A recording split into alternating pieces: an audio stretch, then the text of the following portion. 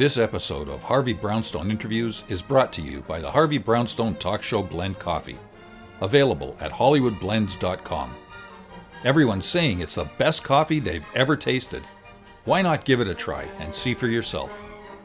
Hello, everyone. I'm Harvey Brownstone, and today's guest is a multi-award-winning actress, producer, director, and author who is perhaps best remembered for her portrayal of the sexy, cunning, and manipulatively domineering Nancy Wesley on the immensely popular daytime drama, Days of Our Lives, for which she won a Soap Opera Digest Award, as well as nominations for a Daytime Emmy Award and an Online Film and Television Association Award.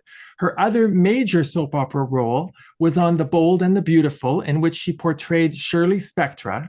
She won a Prime Time Emmy Award for her performance in Acting Dead, and she won an Indie Series Award and a Daytime Emmy Award nomination for her work in Studio City.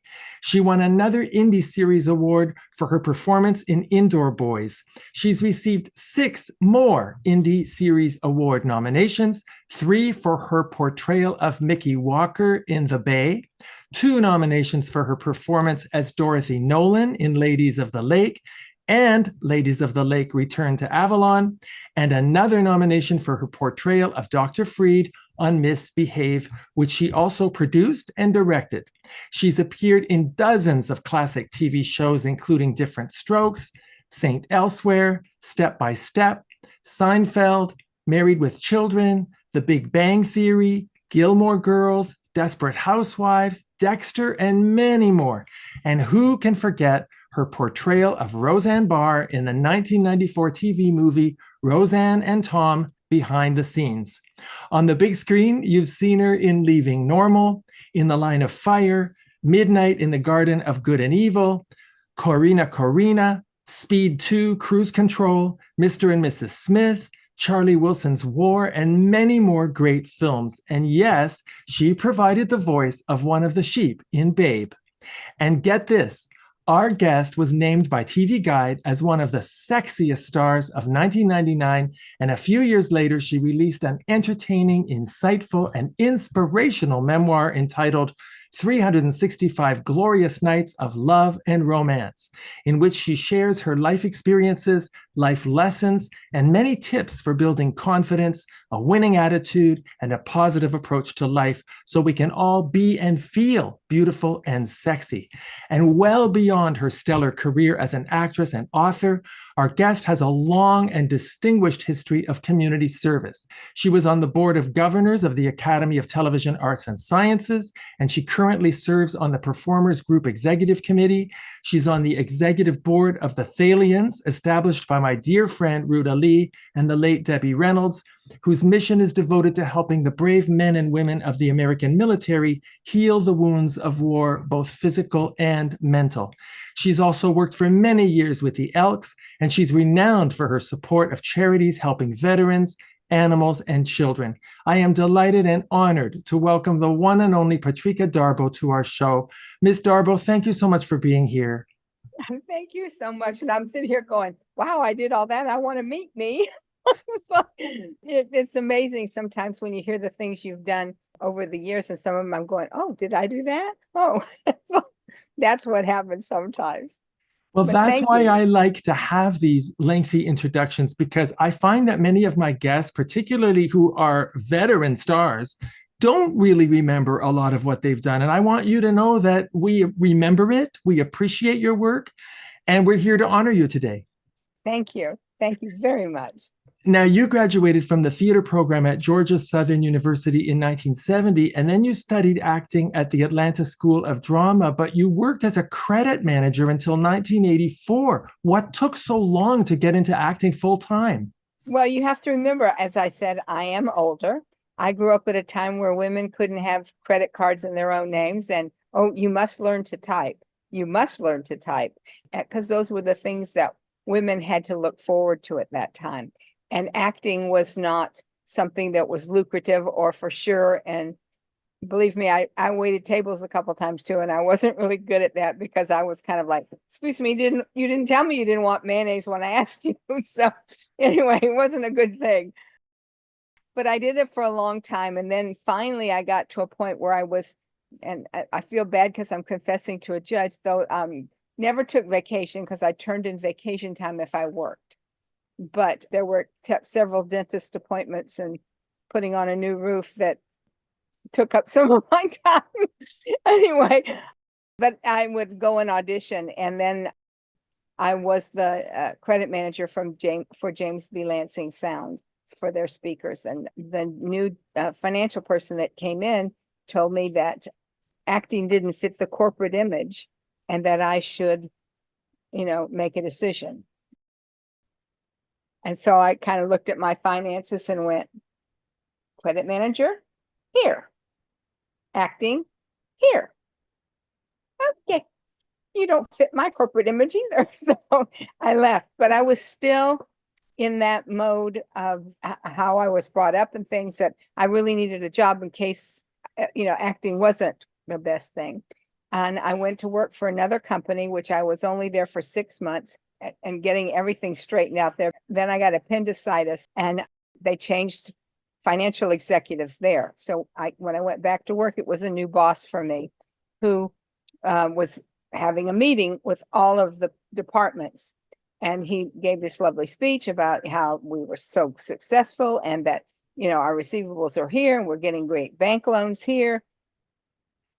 And I said, I realize I haven't been in the office lately, but as I do handle all of this, I need you to know that our receivables are not reflecting the truth when we're going to apply for these bank loans. We are not issuing credits. We're just double billing people, and not when the merchandise comes back, we're not crediting it. So our receivables are inflated here, and we need to do something about it. Otherwise, we will be bankrupt within 6 months.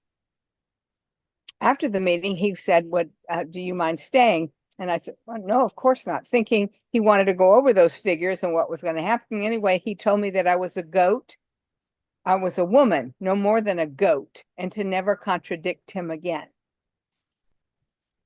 I went out of his office. I went into my office. I called my husband and I said, honey, I'm quitting. They're going to get 20 minutes or 2 weeks. Went into the president's office and said, I hereby quit. I will give you 2 weeks or 20 minutes, but I will not work with that man. And you're lucky I'm not suing your ass. Anyway, so he came back to me, the president, a few minutes later, and he said, we'll take 20 minutes because he doesn't think he can work with you either. And they were bankrupt in 5 months. So anyway, at that point, I went to work for Del Shores. He was doing a play called Cheatin', and they asked me to come do it. And I auditioned, and from that point on, I've been working with Del for quite a while, did a lot of his projects. And that's sort of when I did the film, got me a contract with ABC. And then they sold me to Lorimar to Step by Step. So yeah, that was sort of the start of me going, yes, I can do this. And yes, I do. I can make it. So. It was quite a journey, but you learned a lot in that experience about standing up for yourself and about believing in yourself. And they did you a favor in the end, or you might never have left. Well, I look at it that way too. I might have still stayed in that old messages that you get from being a kid and, and the time you're growing up in. And sometimes it's like, I try to always say to somebody, don't let anybody tell you you can't have your dream. Don't give up. Do it. Find a way, because it's what truly feeds your soul, which is what makes you happy. And if you're not happy for your life, then you're not living a full life. So fear is not a way to live.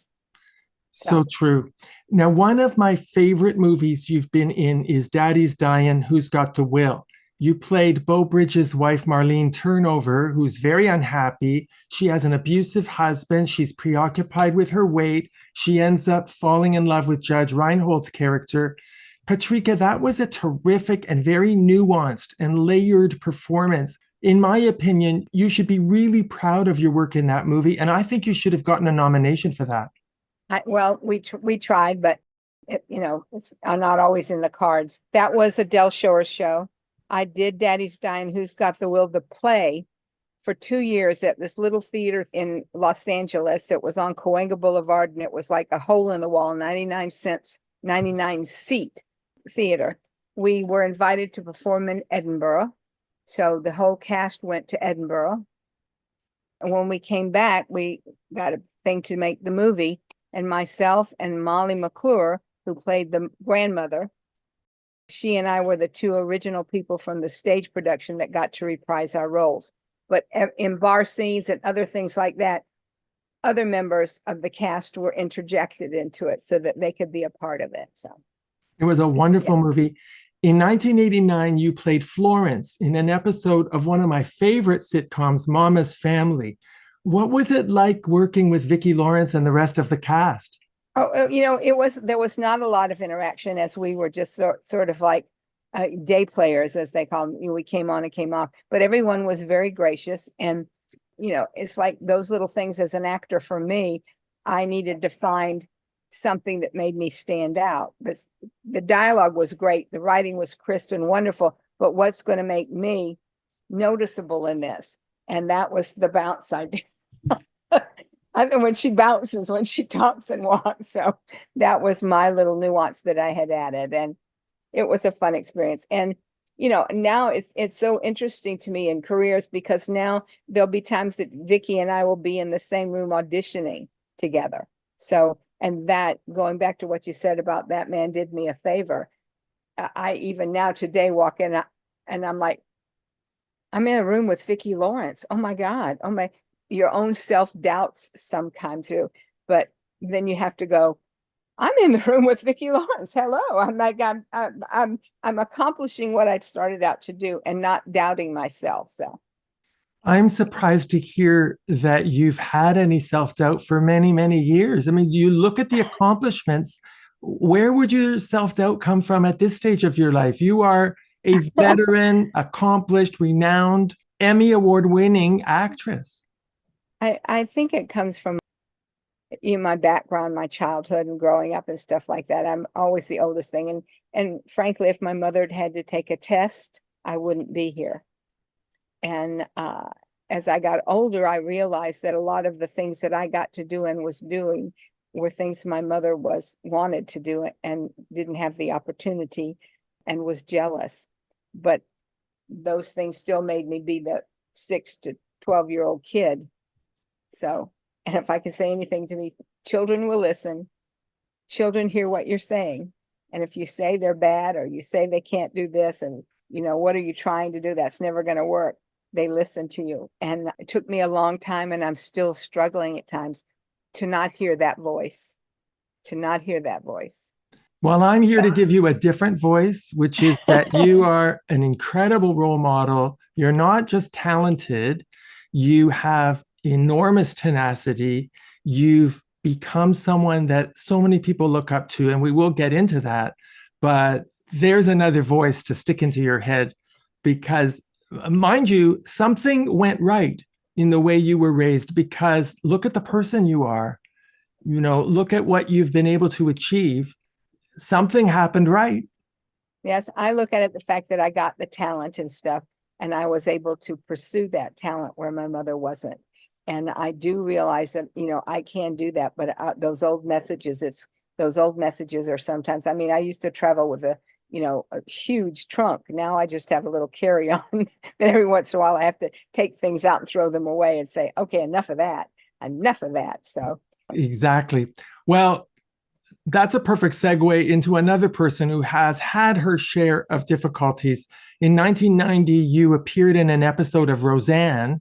And then in 1994, you actually portrayed Roseanne Barr in a TV movie. Tell me about that experience. Was it difficult?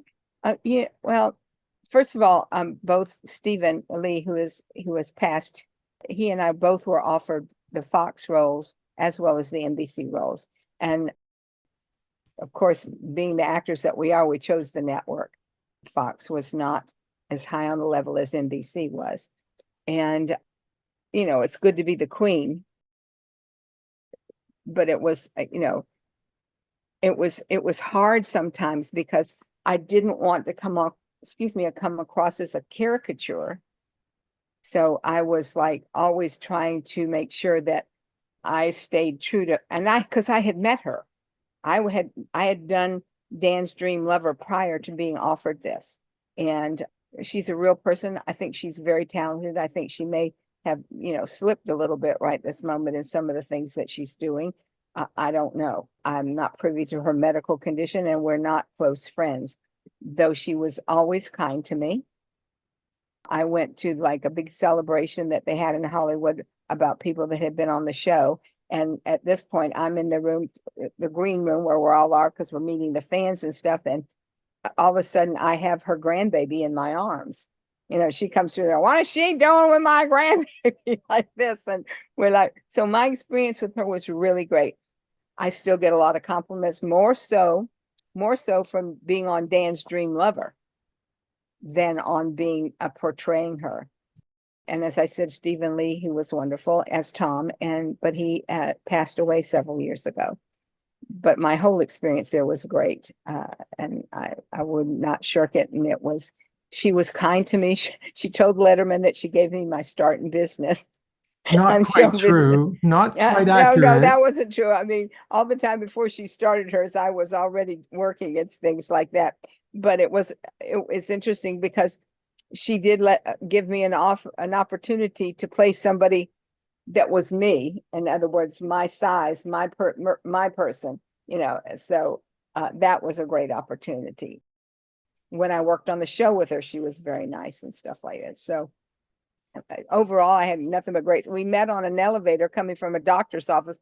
I got on the elevator because she'd already was coming down, and she goes, "I like what you did, but you cried too much." So, and I'm like, well, that was my direction. I followed direction. So, but she did like it. She was not kind to the actress that did it on Fox. So.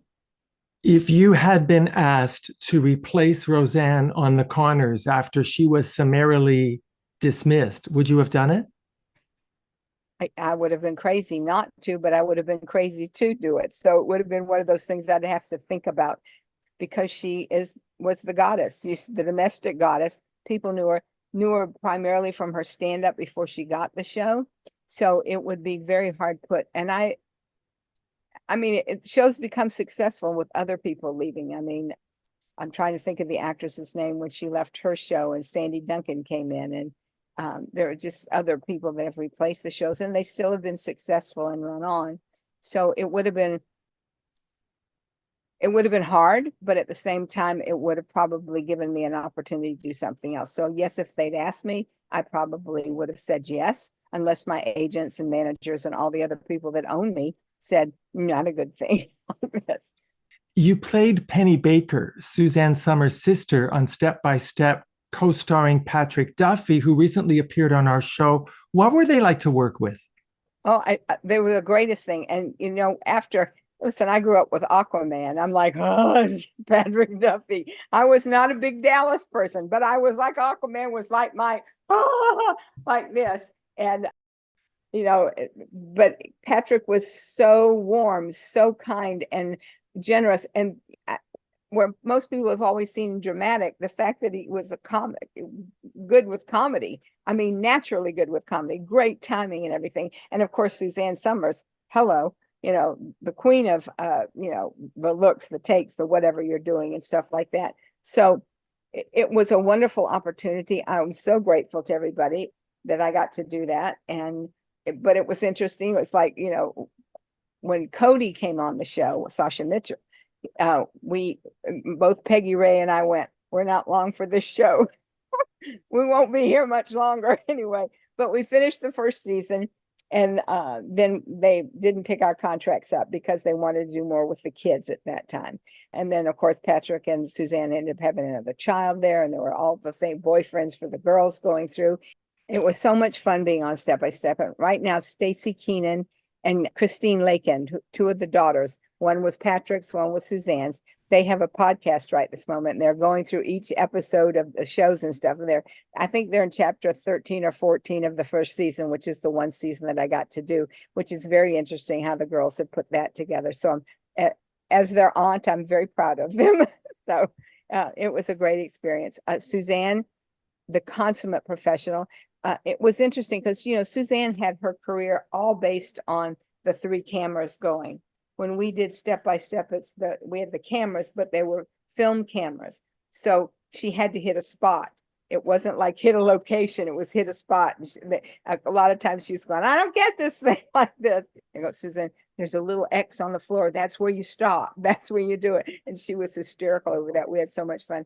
And Peggy Ray, I mean, who played our mother, she was terrific. I mean, and she'd been around since time immemorial too. So the stories of being Gunsmoke and the stories of the Waltons and the things that she got to share with us. So that was a lot of fun there. So.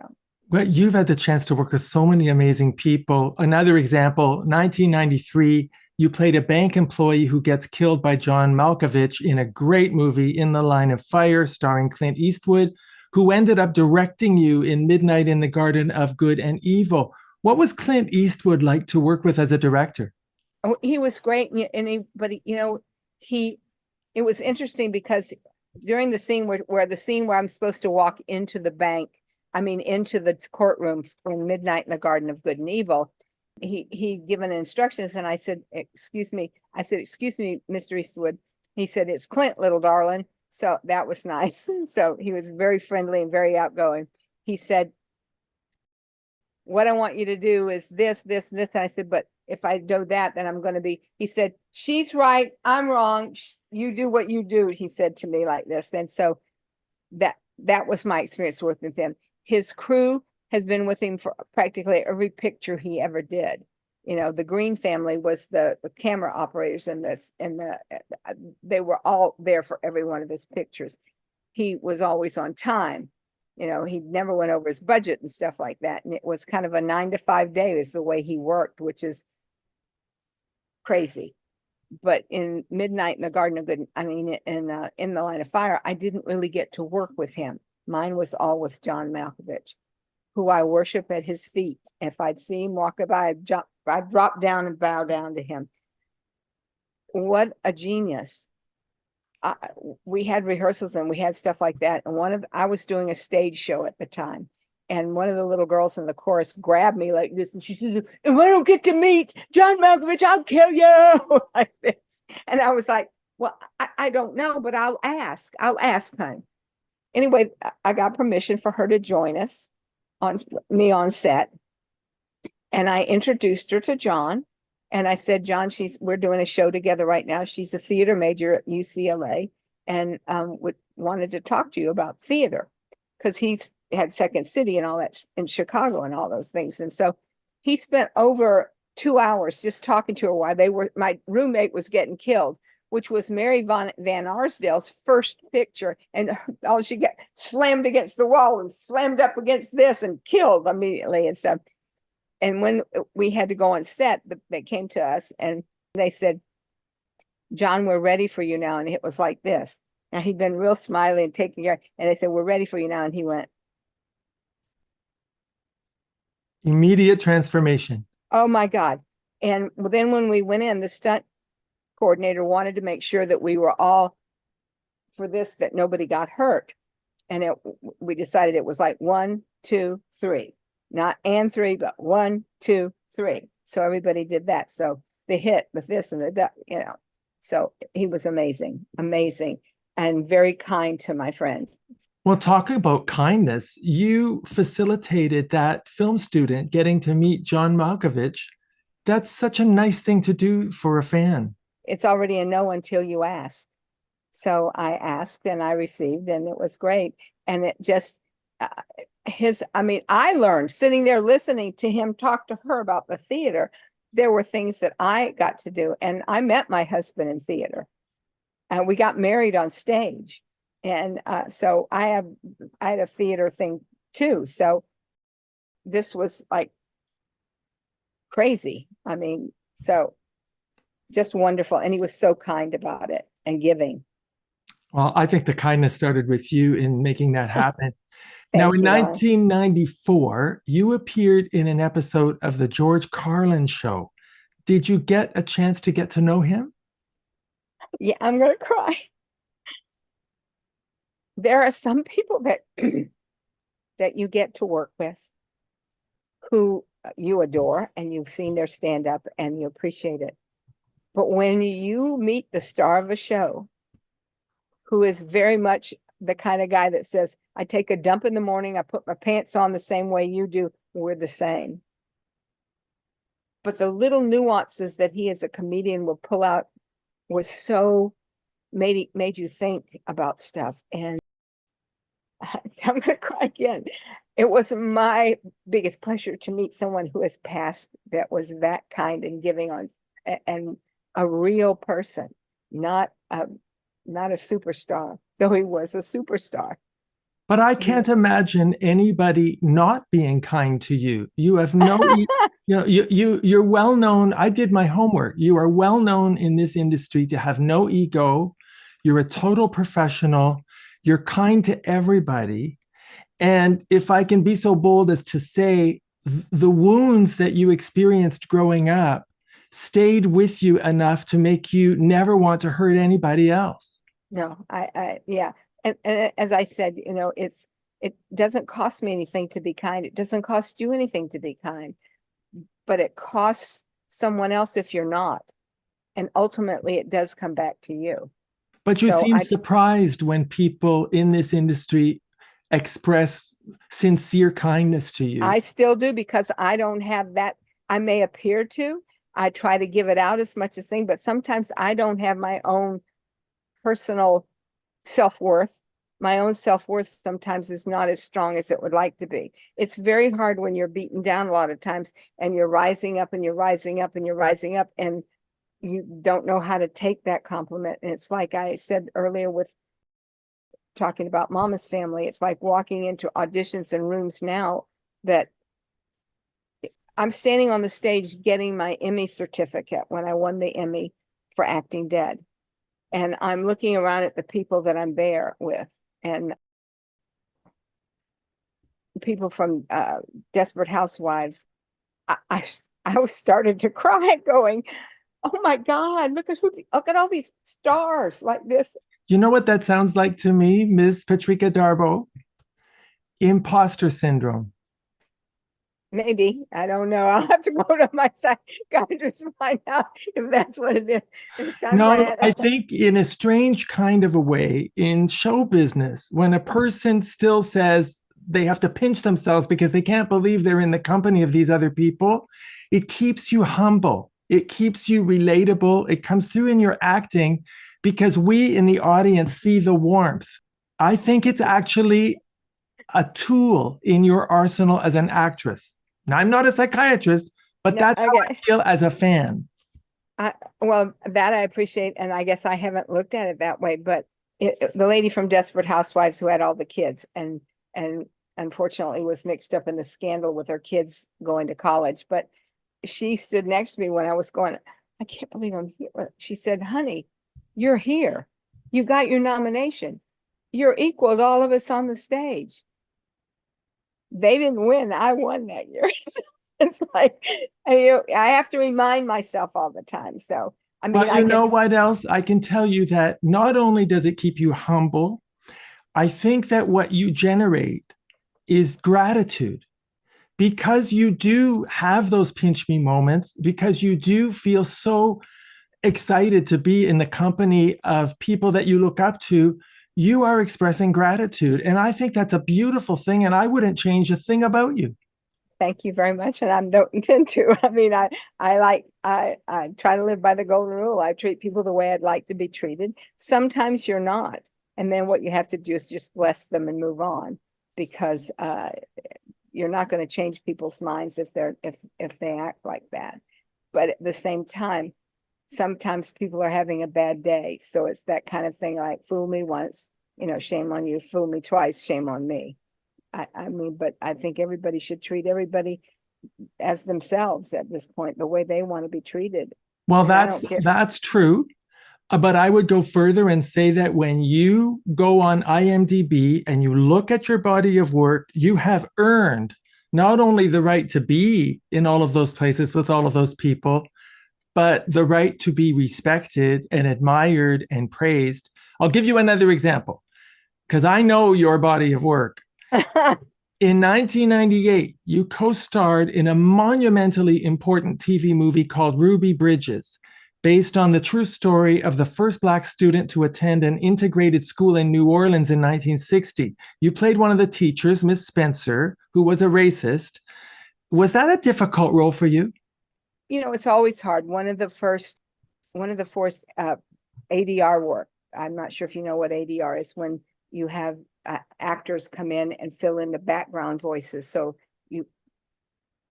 because everybody that's the background when they're working with the celebrity or the star up front is not supposed to speak. They just kind of, and then I come in and go, stand my flower on it, and you say whatever's supposed to go on there. But the first one I ever did there was Mississippi Burning, and playing a racist, because I'm from the South and I have that Southern accent. So that's what you're going to be doing. That was very tough doing some of the scenes because we had a lot of African Americans in there with us.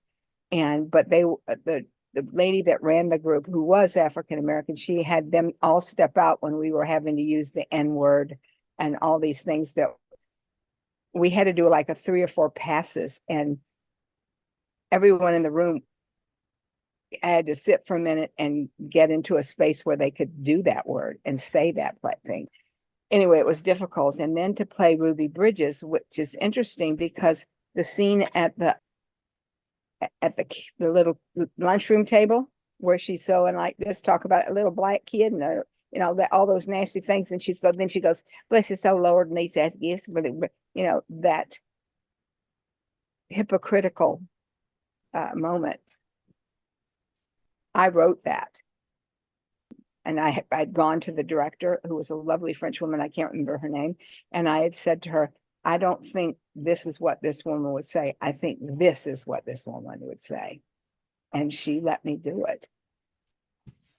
Because I don't care whether you're, and I know it's like one of those statements everybody says, whether you're black, green, yellow, orange, or, I don't care. I like you. I like you. If I don't like you, I don't like you. I don't hang with you. I don't go with you. I don't do anything with you. I just move away. But I try to like everybody, and sometimes that doesn't work. So I wanted that hypocritical, I'm so religious, and oh Lord, God bless us all, and all this kind of stuff. But then you treat a child like this just because they're a different color. I said, this is what's important in this thing, is to show how bad she is. But then you see her kind of lessen up. Her character sort of softens, and suddenly the shame starts to come in a little bit. And that's what I think that story's about. I was so fortunate to work, that talented little girl. And I was very fortunate to work with Penelope Ann Miller, who is a consummate professional. And I would work together with her in another heartbeat at this point, if it happened. The real Ruby Bridges was on set a lot. And to know what she went through as a child. But I grew up at the time when the college students were being upset. They're 18 and 19 years old. This was a little kid, first grade. Anyway, so it was a privilege to be there, to have President Clinton introduce it, and then to know now, that it's a banned book and a banned film is unconscionable to me. And reading just the other day about Eleanor Roosevelt and virtually her starting library clubs and book reading clubs and stuff. And Ruby Bridges, not Ruby Bridges, but different books that she had. A number of the books that she promoted back in the 30s and 40s are all banned books now in certain states. And it just, I don't understand that kind of. Anyway, I don't want to get political or anywhere else, but I don't understand that. I don't. To Kill a Mockingbird, really? Okay, I've got to stop, because I'm going to really be on a soapbox. Believe me, I get it. I totally get it. And it's extremely disturbing. And we are living in very difficult times. But to move away from that, I want to ask you, of course, about Days of Our Lives. You played Nancy Wesley, the wife of Craig Wesley, played by Kevin Spiritus, who appeared on our show 2 years ago. Is it true that you got the role without even having to audition? Right. The casting director had seen me in a play before, one of the plays that Del Shores had done. She'd seen me that. She loved to go to the theater. Fran Bascom was her name. May she rest in peace. Anyway, she said to me, we were at a party at Ronnie Claire Edwards, another consummate professional and fun lady. She's passed too, may she rest in peace. But we were at a party, and Fran said to me, Patrika, would you do a soap? And I was like, sure, why not? Now, in my mind, this is back to my self-worth. My mind is, on a soap opera, I'm going to be serving beer and peanuts. I'm going to be in a bar, or I'm going to be given hamburgers or something. That's where I'm going to be. So I get I go to the set, and I meet Kevin, and I'm like, oh my God. And the first thing I'm doing is I call up my agent that, do they know who I am? I mean, did you see who's playing my husband? Oh my, he's like this soap person. He's like gorgeous. He's like a soap opera guy. Okay. And I was over 200 pounds at the time. So I was like, okay.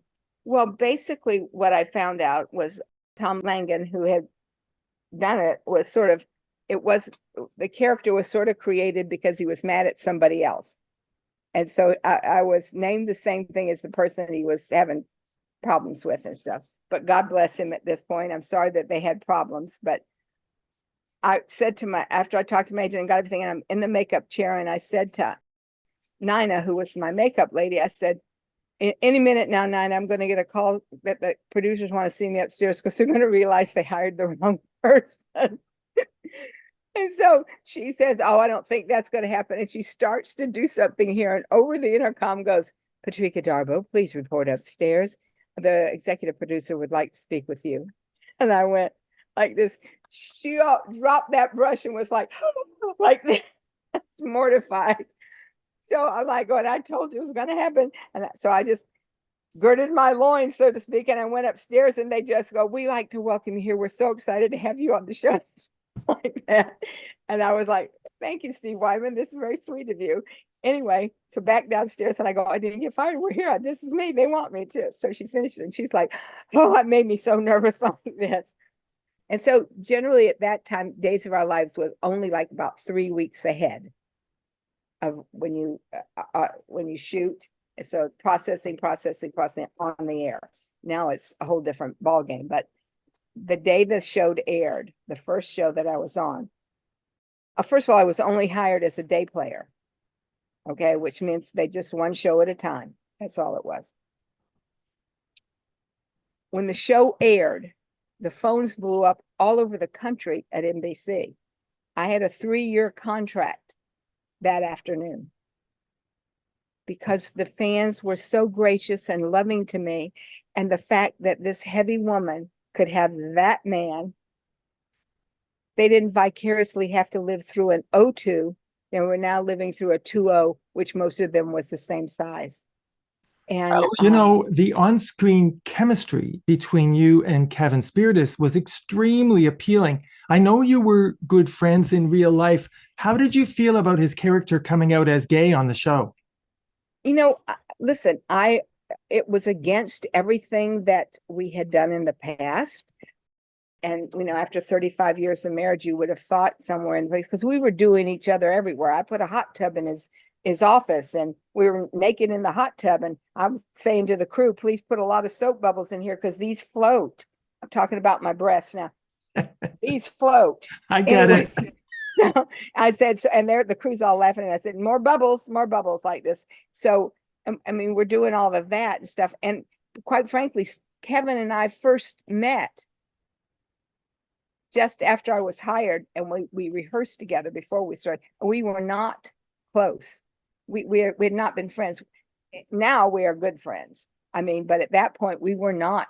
I didn't know him. He didn't know me, other than the work or something. But we just decided that we loved each other and we were going to do each other. We had our hands over each other all the time. I mean, there were a couple times I'm reaching into his pants as the camera pulls away. I mean, we were terrible, but had a lot of fun. So how did you feel when they said that they were going to take his character in a totally different direction and make him gay? It's like, I mean, I haven't really thought about it at this way, but for me as Patrika, I'm not sure how Nancy felt, and I have to think about that a little bit, but well, you saw how Nancy felt. She was very upset, and the whole thing was disturbing to her. But for Patrika, My only criticism, or what I wish would have been thing, was that the story was more developed. It was not, it's like 1 minute you're sleeping together, and then he's sleeping back with me because he feels bad and doesn't know how to tell me. So his character wasn't being fair, but at the same time, the script was not being fair. It could have been really sensitive, more so, though I think the fact that Nancy did forgive and her character shifted, which I wasn't happy about too much, in the fact that she was stand up, loved her husband. She'd do anything to make sure he was the chief of staff. She would do anything, putting the hot tub in it. She would do anything for him. It was truly a love relationship. And then finding out that he was the daughter that the rape, that Nancy was raped, and she thought the child was somebody else's. She gave up, and that's when Chloe joined the show and stuff. But I think had the story been a little bit more developed, would have been more fair to the gay community, as well as to wives who've had this happen in real life, not soap life. So it was a little bit rushed. It was a little too rushed. It was dealt with in a kind of a dismissive way. I think Kevin felt the same way. Okay, well, then good. We were on the same page. That's my only thing, is that I don't think it was a fair enough story. The gay aspect, the marriage aspect, that shift was sort of a byproduct over here of what they wanted to tell the story, when this should have been the story. It should have taken longer and been the story. Now, over the years, we've had, besides Kevin Spirtus, we've had Eric Braeden, Carolyn Hennessy, Louise Sorrell, most recently Susan Seaforth Hayes on the show. They've all told me about the incredibly swift pace of working on the set of a soap opera. How did you cope with the intensity of that rushed atmosphere? In the beginning, when I first started, because there's been such a shift in the soaps, and when I said we were like 3 weeks apart, you may be in 4 shows the week, okay, and 1 day off in between. And you got your scripts a little quicker than you do now. And but you had like 30 and 40 pages to memorize. There was no cue cards, there's no monitors, there's nothing. Memorize. And for me, it was like there are no overs kind of thing. It moves so fast because they're on every single day like this.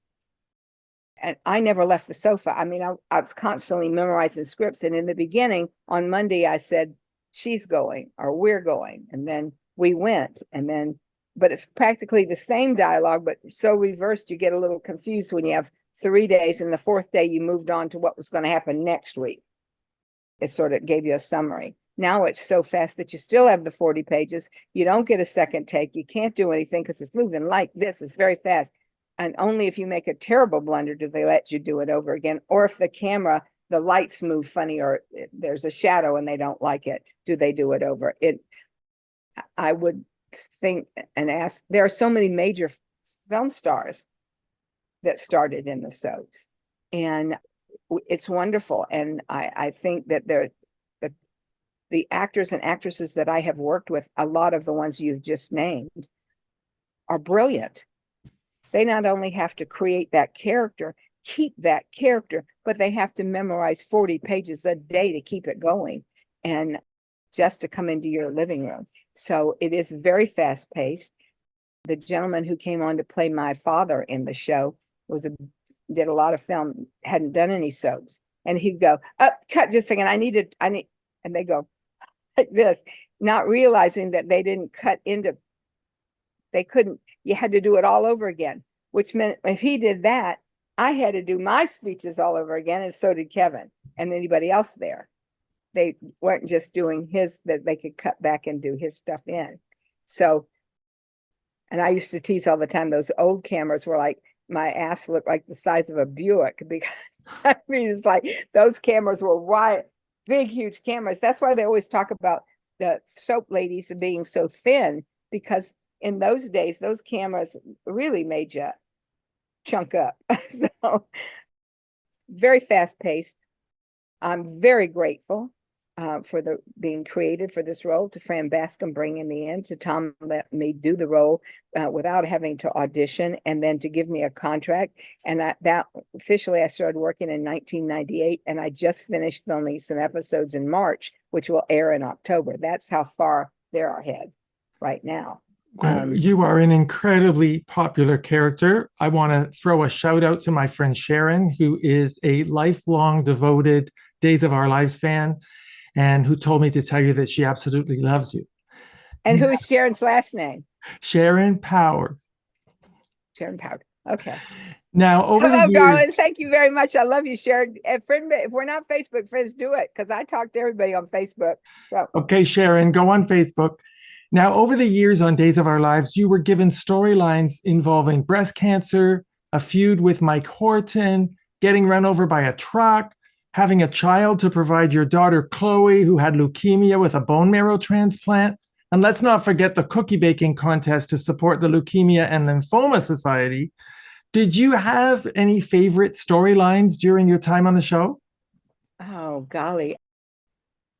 I mean, they were all great. I mean, they were kind of like an actor's dream from some of these kind of things. And again, I have to go back to who I am as an actor going, these are situations on that soap that they created that are not really in real life. You don't see this Zoftig woman married to this gorgeous husband at 8 o'clock at night or 9 o'clock at night. You don't see the creativeness and the generosity of my storylines were wonderful. I mean, one minute we were leaping out of windows, dumping in garbage things, driving some lady crazy. I get breast cancer. I don't want Kevin to know because I don't think he could handle it. And then Mike is very nice to me, but then I turn around and be a bitch to him again. I mean, because I wanted my husband to be in charge. And then the turn at the end of the gay storyline, it's me going off to New York with Mike. And then as I said, I just came back in October, and we're discussed that we're still talking, or we're still together in New York, Mike and I. So, and Rourke was amazing. So I listen, I've been very fortunate. I have some great stories there. I mean, I'm trying to, I think my favorite thing was one of the first ones where we were driving Lisa Lindy, who played Nurse Allie, where she was so infatuated with Rourke's character, Mike, that we drove her nuts. We truly, and this whole scene was us driving. In the end, she had this complete breakdown, him tied to a chair, and she's going to kill him, and she's playing with a Barbie doll, and she's a lunatic. She was brilliant performance. But all the time we're going back and forth to Vegas and doing stuff. So ended up in jail and rolling under things, trying to hide, and ended up in Dipsy dumpsters and all kinds of things was kind of my fun thing, because it was more that because of the comedy we got to do there, which was comfortable because that's comfortable for me. The dramatic stuff was something that I'm very grateful to the show for, because I'm usually the ditzy neighbor or in the put upon wife, but it's not, the role is not big and meaty and stuff. It's just comedy stuff that comes naturally. And I've done a lot of the comedy stuff. So to do this really opened up things for me and gave me a permission to be sad, to be unhappy, and to pull those things out that I've kind of suppressed. So I'm very grateful to them for that. Well, your character, Nancy Wesley, was enormously popular right from the beginning, as you mentioned, because she was a real woman that other women could relate to. She didn't have a super skinny supermodel figure. Now, Patrika, I know from my research, it was never your plan to become a role model for full-figured women. But are you happy that so many women look up to you? Yeah, I'm very happy. If I can give a voice to someone who suppressed their own voice, because I know what it's like to suppress your own voice. If I can suddenly start speaking out and saying, hello, this is your life. Go do. I mean, don't let the fact it's like telling an actor that goes, I have a zit, so I don't want to have pictures taken now. Have you not heard about touch up, retouch? Go take your pictures, get new pictures out there. Go and do the work, get out there. Of course, the business has changed so much now that the picture that they can see is the size of your thumbnail. You no longer take your 8x10 in, and it's a crazy how much the business has changed. But yeah, to give a voice to the voiceless, That's why I think like standing up for children because they can't, standing up for an animal because they can't.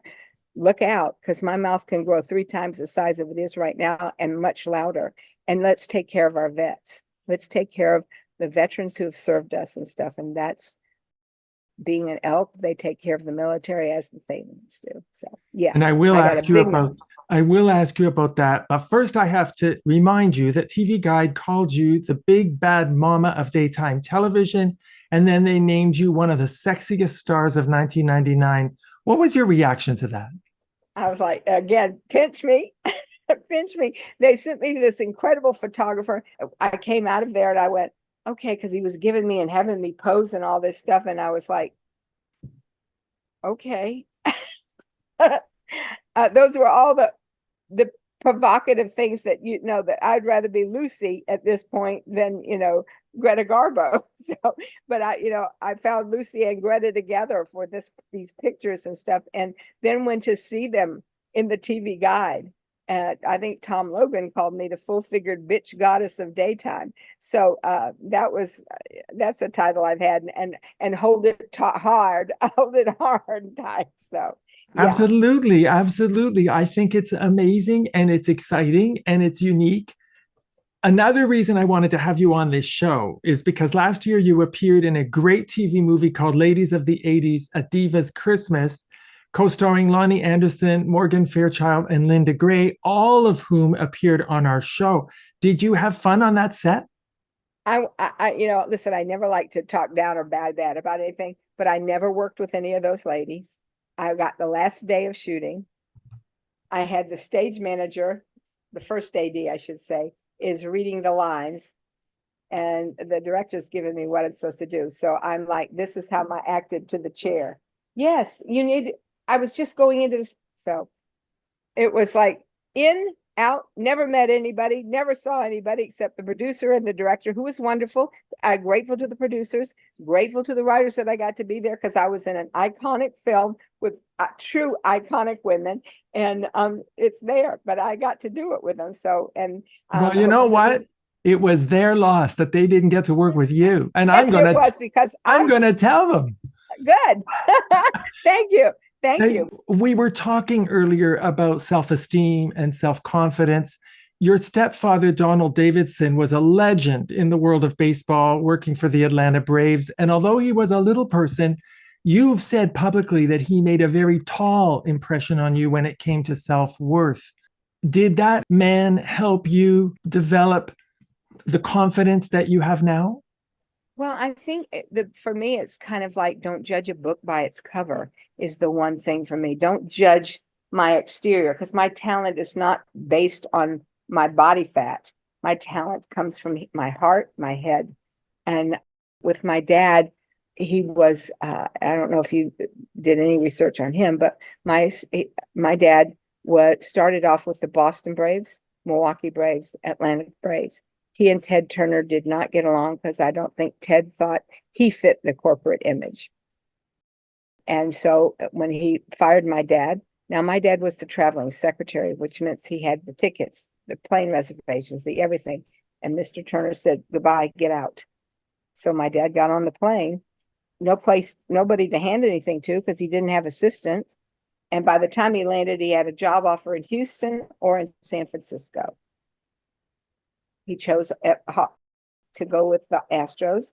He was there until he passed when he was about 65. So that I'm not sure exactly what year it was. But growing up, my dad wasn't afraid to wear a pink suit. Of course, my mom dressed him at times like this. He had his cowboy hat in Houston all the time. Eddie Matthews and a lot of those Braves that he grew up with.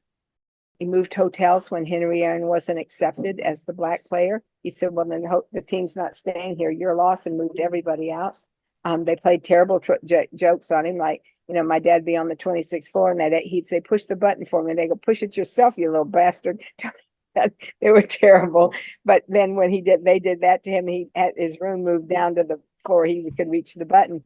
And the next time that the guys went and wanted their clothes after the game, they were in the shower.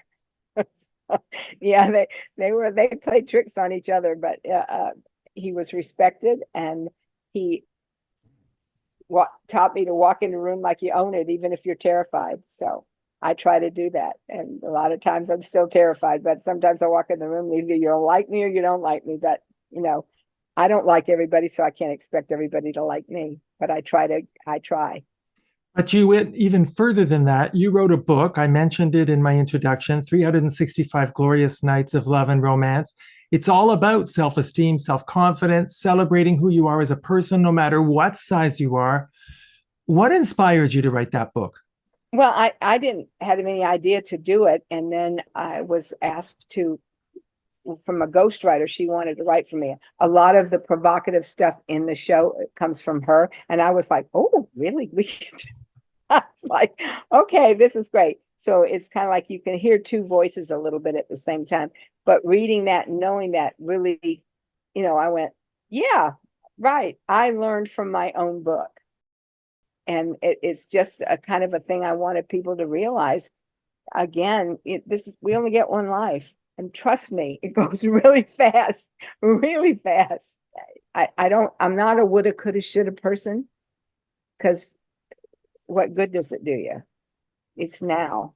It's now. And more so now as I get older, I realize it's now.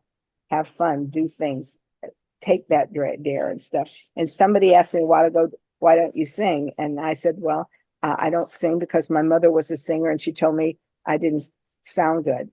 But I still hear that voice. But I went on the road and was in Bottoms Up and was the female lead comedian singing, playing Dolly Parton and Corny Francis and singing all the time and tap dancing my way across the country here.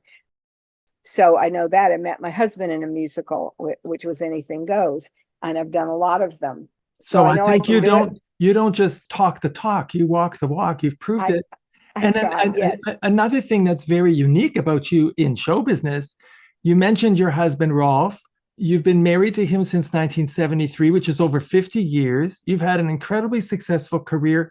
Are you happy with the life you've had? Yes, of course. And it's only going to get better.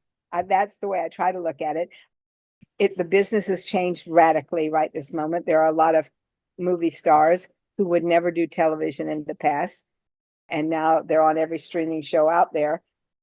And it's television, it's not films. And so I heard a report this morning that movie houses, AMC's, and those places where you can go in to watch a big movie are doing much better right this moment. The summer seems to be picking up for them. I hope that happens. But just down the road from me, Warner Brothers is building 16 new sound stages. That's besides their lot. This is where the ranch had been.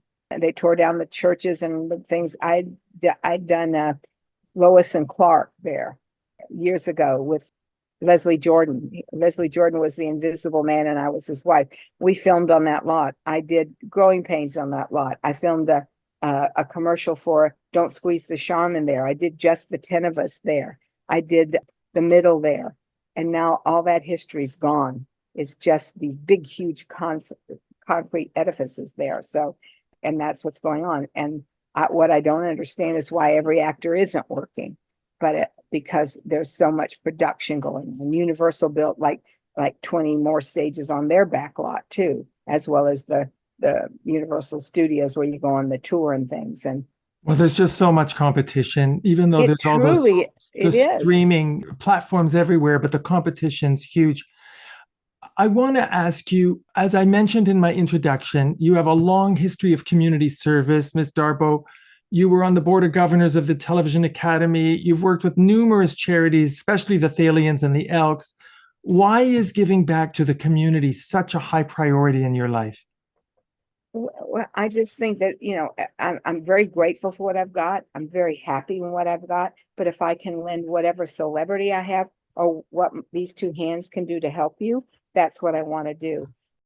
The Elks do tremendous stuff for our veterans and give out money for kids for schools and things like that, military families. And the Thalians take care of, we work with Operation Mend, which takes care of our returning vets mentally, the PTSD that come back. And it's not it's not sometimes the visual, but the mental, that the horrific things that they may have done, because killing somebody cannot be easy. Killing multiple people or seeing bombs go off and what happened there can't be easy on returning kids, because a lot of them are kids. But to have Well, the Thalians is a vitally important organization that focuses on the mental health needs of our military veterans, as you pointed out. When my dear friend Ruta Lee was last on our show, she talked about how difficult it's become in recent years to get major celebrities to give of their time to charitable events without asking for big perks like Rolex watches and other expensive gifts. She said that in the old days, when people like Sinatra, Sammy Davis Jr., Lucille Ball were alive, it was much easier to get them to participate in charity functions. Do you agree with her? I do agree that we've contacted people. Listen, we support the military, and we've contacted the Belisario, the NCIS is all the NCIS is like, can you come to an event or can you make a donation to the event? We don't hear back from them. Now, whether it's their publicity people or not, I don't know. To try to get somebody, everybody, it's now, if you're a celebrity, it's like, well, how much are you going to pay me to show up? Not That's so what much Ruta about, said. and that's, it's very hard. And listen, I've met some very wonderful, generous people. So it's hard for me but I'll tell you this, having been the governor of the Television Academy, people who are high profile television stars, major leads, they are the major person on the show. You can't talk to them. You got to talk to an agent. You got to talk to a publicist. You got to talk to a manager. Half of them don't ever see their own mail. So if I invite them to something, to come and please help us take care of a burn victim that comes back from Afghanistan and his mother can't even recognize him and they don't even respond because, oh, it's nothing here for me. I'm not getting 10%. I'm not getting this. He doesn't need this. I mean, you need to do, I'm talking to right to you. You need to answer your own mail. We can't even contact you as the governors for the performers to tell you, we need your help. We need your support. We're offering you an Emmy. You want to vote? You want us to vote for you? Well, then come on out. You don't even vote for yourself because you never see the ballot, because it goes to your manager or it goes to your agent. Or anyway, I'm really aggravated now because I'm just telling you, as a celebrity, my mail comes to me. There are a lot of things that will go to Anthony, but I'm always copied on it. If my agent gets something, it's forwarded to me immediately. If my manager gets something, it's forwarded to me so that I can make that decision. And that's why I do what I do, because I go, oh, look at these starving children. Look at these dogs that are being abused. Something has to be done. If my little celebrity that I have, I'm going to be out there. I'll help raise money for you. I'll knock on doors. So, but in all fairness to these superstars, they're not getting their mail. It's not being forwarded to them because the agent can't get 10% for you showing up to help us out. So whatever. Anyway, it's my opinion. Just like I have a butt, I got an opinion and that's mine. Open your own damn mail. Get your own damn mail. Anyway. Yeah, I think it goes even further than that. I think it's about taking control of your career, taking control of your public image, taking control of your accessibility as a celebrity, and taking control of your contribution to the world outside of show business.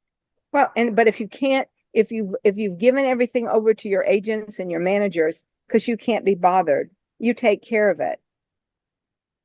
You're missing out on a lot of stuff. Now, Well, I think my friend and your friend Ruta is going to love what you just said. I have to tell you that as an interviewer, I am really happy to hear you say what you did, because you can imagine how hard it is for people like me to reach celebrities to get them to come on my show when they're handlers. I call them handlers. Yeah. They will turn down a request without ever having put the request to the celebrity. No, because first of all, excuse me, Harvey, what's the monetary value here? What are you paying to see them? No. Well, is there any perks? You got watches? You got a, trip somewhere? What's that? What happened to show business? It wasn't like that in the old days. And they were big stars just like we have today. It's not that Frank Sinatra wasn't big. He was. No, and he was protected, though he had people that protected him, but he was accessible in places. And it's like you put yourself in a position where you want that Emmy. I mean, I'm not going to use the actress's name, but I did another film. The leading man was fabulous. Came up, welcomed me. How are you? Everything going on. Not one word from this actress. Did you have scenes with her? No, I didn't really have scenes with her, but I just went out and said hello to them and answered the door for the other person. It was very small, very big. The director had asked, was a friend. I had fun. Okay. So that night is the performers party for the nominees and for people that have put themselves up for a possible Emmy. This particular actress is with her manager and her agent and stuff like that. I'm introduced to her as the governor for the performers. And the first thing out of her mouth was, how do I get an Emmy? How do I get an Emmy? And I said, because I don't suffer fools. I said to her, well, everyone around you here tonight is a voting member. I said, I'm a voting member. I did a film with you this morning and you didn't even bother to come out and say hello to me or welcome me to your set. Wow. I said, getting around and meeting people is a really good idea. And I just walked away. How did that feel to put her in her place? Well, I mean, I felt great. And other cases I had, somebody was talking about getting an Emmy and stuff like that. I said, then go and meet the voters. Go to the FYCs of your own shows and meet the voters. Get a ballot. Vote for yourself, or at least for your show or your friends, whatever. Go and see all the other competition that's out there, because your show can end tomorrow. You want to know what else is going on that you can do. That's the business part of it. Everybody's in the show now. Nobody's doing the business. So, you know something? I think you are so refreshing. I feel like I've made a new friend today, Patrika. You are just. Oh, thank you. Let's have coffee. I'm ready. I think I got to tell you, it's been such a pleasure meeting you. You're the real deal. Your sincerity, your authenticity, your heart just jump right off the screen. Having this chance to chat with you about your career, I knew I was prepared to meet a very talented actress.